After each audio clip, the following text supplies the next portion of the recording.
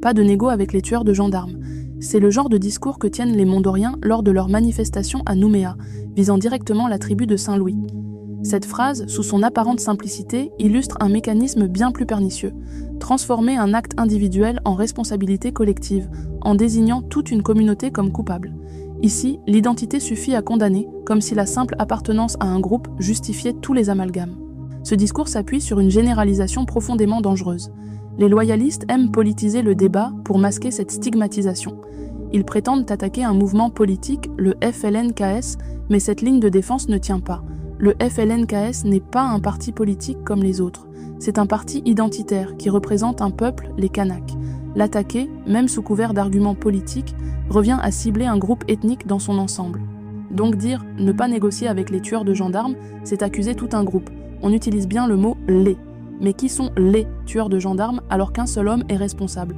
C'est ce qu'on appelle l'essentialisation, réduire un acte individuel à un groupe entier.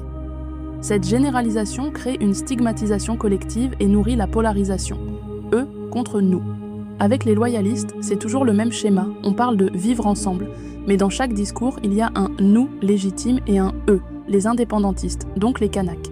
C'est une stratégie d'altérisation qui transforme l'autre en ennemi en le réduisant à sa différence. Et pourtant, quand la situation s'inverse, quand des Kanaks généralisent sur le groupe blanc, on les accuse immédiatement de racisme. Mais regardons de plus près. Les insultes que la jeunesse kanak lance envers les loyalistes, comme « nique les blancs », sont des insultes de haine brute, vides d'idéologie. Elles traduisent une colère, mais ne construisent pas un discours racial structuré.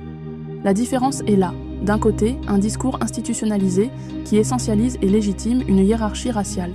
De l'autre, une réaction de haine, certes violente, mais sans arrière-plan idéologique structuré. Or, une insulte, aussi grave soit-elle, ne vaudra jamais la portée idéologique d'un discours qui justifie l'exclusion d'un peuple entier. Se battre pour une identité calédonienne est une lutte noble. Vouloir être reconnu comme appartenant à cette terre, c'est légitime. Mais est-ce que les loyalistes le font de la bonne manière? La réponse est non. Leur approche invisibilise le peuple kanak, dont la reconnaissance est pourtant la base historique de la Nouvelle-Calédonie. Pendant des années, cette reconnaissance a été niée, et aujourd'hui, on vient leur demander de s'effacer pour faire place à une identité calédonienne synthétique. C'est injuste. On ne peut pas revendiquer une identité commune en ignorant ceux qui ont toujours lutté pour exister. Ce que font les loyalistes, c'est vouloir être reconnus avant même que le peuple kanak ne le soit, en accusant ces derniers de racisme dès qu'ils revendiquent leurs droits. Au final, comment construire un vivre ensemble sur une identité fabriquée sans avoir d'abord réparé l'exclusion du peuple qui, lui, incarne l'histoire et les racines de cette terre ?